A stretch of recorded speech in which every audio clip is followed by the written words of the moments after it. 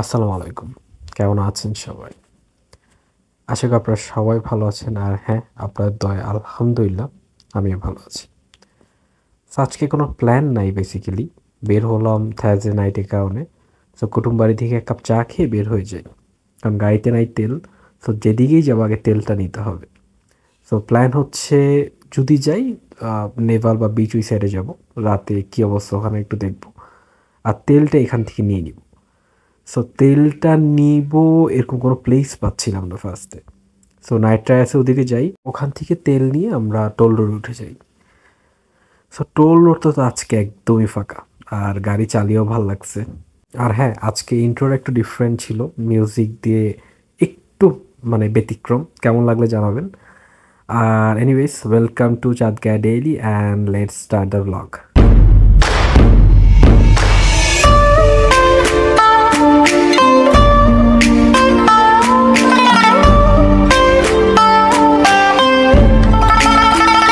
এখানে ক্রুজ কন্ট্রোলটা কিভাবে কাজ করে এটা একটু দেখছিলাম। কারণ সামনে ঢাকা নিয়ে যাব তো, তখন হয়তো আমার লাগবে আর কি। তো এনিওয়েজ আজকে বের হওয়ার প্ল্যান হচ্ছে, গত ভিডিওতে বলেছিলাম যে আমার ইমার্জেন্সি রিকোয়েস্ট অ্যাকসেপ্ট হয়েছে। তো এইটা মাত্র accept, this is the tip of the iceberg. তারপরও মানে আমার বড় ভাই যারা আছে, ফ্রেন্ড যারা আছে, বের হয়ে গেছে, বলে তুমি তো চলে যাবো। এখনও আমার ইন্টারভিউ শুরু হয় না। ইন্টারভিউ মেইন তো এটাই। কারণ যাই হোক, নর্মালি এখন পাওয়া যাচ্ছে না ইন্টারভিউ। যাই হোক, আমি একটা পেয়েছি, এটাই অনেক বেশি। But this is just the tip of the iceberg. Main exam, মেইনটা হচ্ছে ইন্টারভিউ। তো এদিকে বিচের কাছাকাছি চলে আসি, এসে আমি গাড়ি সাইডে পার্ক করি। এখানে আমরা একটু সিনেমাটিক ভিডিওগ্রাফি করার ট্রাই করি। ওইটা আমি নেক্সট ভিডিওতে আপলোড করে দিব একসাথে। আর এখানে আসার পর তো মানে যেটা অংশ হচ্ছে ঘুমায় না, এটা আপনি বিচে আসলে বুঝতে পারবেন। যদিও আজকে থার্সডে নাইট। আর এখানে সবার ইনিশিয়াল আছে, ইনিশিয়াল না পুরো নামই আছে, বাট ভেরি কমন নেম। আমরা যারা ছিলাম তাদের কারণ আমি এখানে ছিল না। আর এর মধ্যে আমাদের একজন শ্রদ্ধেয় বড় ভাই বললেন যে টানেলে যান। এখন টানেলের ভিডিও আপলোড দিয়েছি, বেশি দিন হয়নি।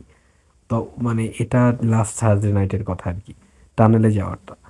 তো আজকে টানেলে যাব, এটা আর দেখায়নি মেনলি। এখান থেকে আমরা টানেলে চলে যাই, বেশিক্ষণ ওয়েট করি না, টানেলে চলে যাই, বাট দেখায়নি। আর এখানে যাওয়ার আগে আমরা একটা মালাই চা খাই। মালাই চাটা ওই নামেই আর কি। এখানে হরলিক্স ওভালটিন এগুলো দিয়ে ভরে রাখছে। মানে কাজের কাজ কিছুই না, জাস্ট একটা ওভার প্রাইসড একটা চা, দ্যাটস ইট, আর কিচ্ছু না।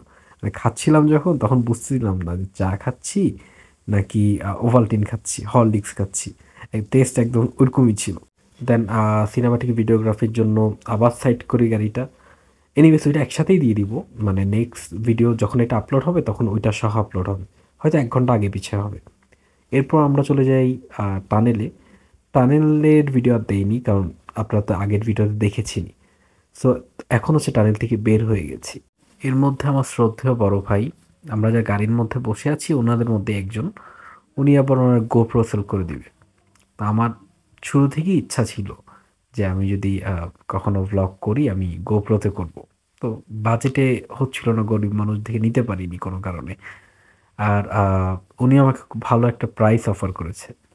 তো দেখি যদি ব্যাটে বলে মিলে যায়, নেক্সট ভিডিওতে হয়তো এটা দেখতে পারবেন।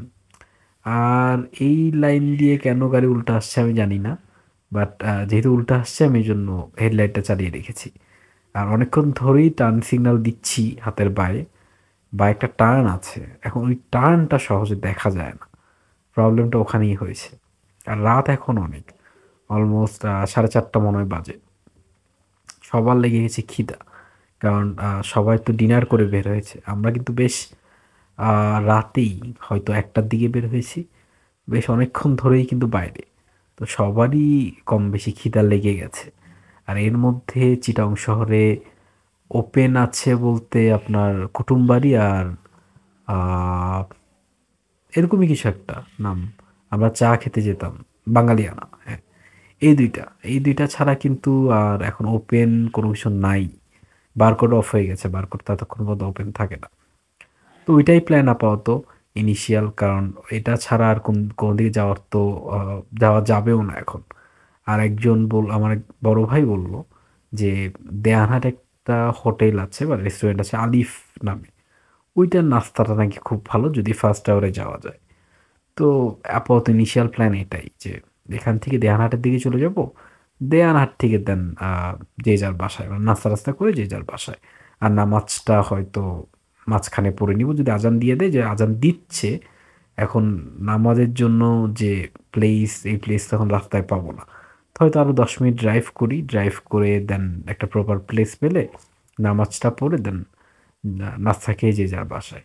যাক, বলতে বলতে টার্নটা চলে আসছে। এইটা দিয়ে ডিরেক্ট সাগরিকা দিয়ে বের হয়ে যাওয়া যায়। সাগরিকা বলতে আপনার স্টেডিয়ামের পাশে আর কি। মোস্ট প্রবাবলি লাস্ট ভিডিওতে এই রোডটা দেখিয়েছিলাম, ঠিক খেয়াল নাই আমার, বাট মোরলেস ওরকমই। স্টেডিয়ামের উপর দিয়ে দেন সাগরিকা দিয়ে বের হয়ে যাওয়া যায়। আর রোডটা নতুন হয়েছে, আমাদের জন্য খুব ভালো, কারণ এখন আর ফৌজদারহাট দিয়ে ঘুরে আসা লাগে না, এখান দিয়েই যাওয়া এখান দিয়ে আসা, মানে কনভিনিয়েন্ট অনেক।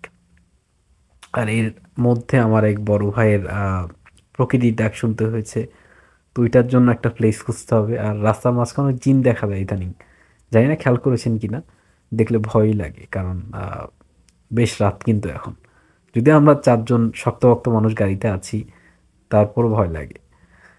আর দেখি, দেখতে দেখতে কিন্তু চলে আসছি। এখন প্রকৃতির ডাক কোন জায়গায় শোনাবো বা কোন জায়গায় উনি শুনবে, এটা তো কোশ্চেনেবল। দেখা যাক, দেখে আশেপাশে কোথাও থামা যায় কিনা। আচ্ছা, তো ব্রিজের আগেই একটা ভাসমান ওয়াশরুম পেয়েছিলাম, ওখানেই মোটামুটি ভাইয়ার কাজ যা যা ছিল শেষ করে দিছি। ওইটা দেখাই নাই, ওইটা অফ করে দিয়েছি। আর বলতে বলতে আমরা চলে আসছি হচ্ছে আলিফ হোটেলে, sorry, Alif hotel and restaurant. এখানে গাড়িটা এভাবে পার্ক করে দেন মোটামুটি আমরা কিছুক্ষণ বসেই ছিলাম, কারণ বেশ সকাল ছিল। তো কিছুক্ষণ পরই তারা সার্ভ করে দেয়। তাদের একটু সময় লেগেছে, কারণ তখনও কারিগর বা যারা বানায় তারা আসেনি। তো ফুড ওয়াজ রিয়েলি গুড, মানে এর চেয়ে বেশি আপনি কিছু আশা করতে পারেন না। চাও ভালো ছিল, অ্যান্ড চাটা শেষ করে মোটামুটি কিছুক্ষণ বসি আমরা, আলু ফুটলো যখন তখনই বের হয়েছি। যাই হোক, খাওয়া দাওয়া শেষ, সো এখন বাসায় যাওয়ার পালা। ছোট্ট ট্রিপটা আপনাদের কেমন লাগলো আমাকে জানাবেন।